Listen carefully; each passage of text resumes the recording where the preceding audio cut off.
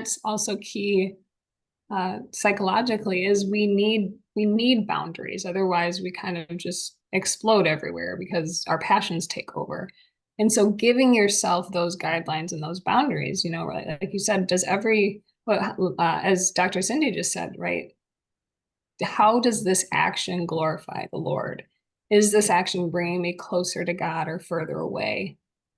I also think setting different expectations, whether it's, you know, you and your spouse, you and your children, you and in your family of any kind, set different expectations for things like presents. So, you know, in the secular world, it's like the more you can get, the more exciting it is. But instead, maybe set an expectation that the presents are going to look the same every year. You know, I heard this very cute example of a grandmother who, how she gives presents every year is it's three presents and Mhm. they're descending sized boxes and she wraps them to look like a snowman. So the first present, the second present, the third present. And there are three things, one thing in each box, and it's clothes that are needed, a book, and a toy. And that's it. And but the idea is that then the whole focus of Christmas isn't about how many gifts you're getting. You know what you're going to get. There's three things. And so I think setting a different expectation can be helpful because then it also doesn't fall into the anxiety of what am I going to get? How much am I going to get? Maybe anger at not getting something or somebody else getting more than someone else. It's just you know what you're going to get. And so then that focus can go back to the Lord, which is where it needs to be. Also, try to make boundaries with how much food you eat.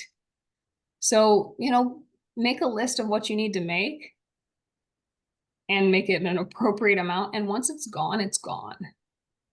You don't go make more cookies or more brownies, right? You don't go do that.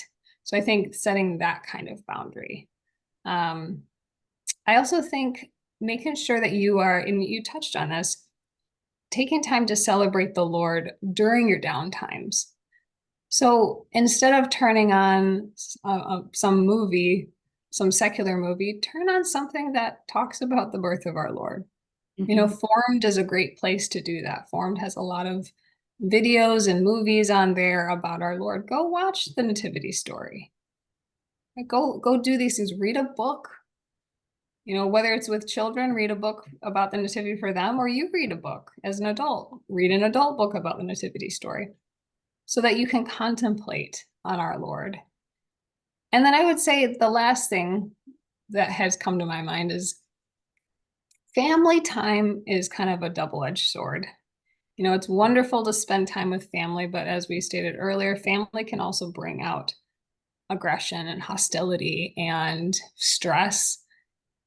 And so I think it's okay to set boundaries with your family and not maybe necessarily verbally out loud, but for yourself is, you know, maybe you limit the amount of time that you're at family gatherings if it's really that much of a problem.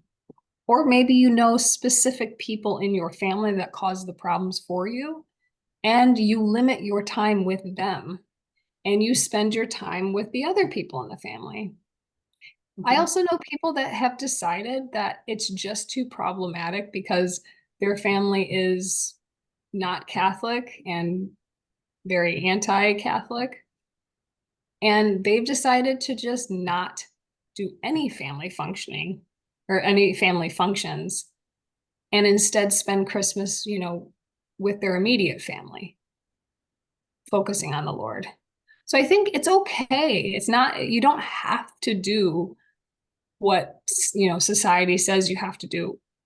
What you need to do is focus on how can I make this time about the Lord? And whatever fits into that is what's okay.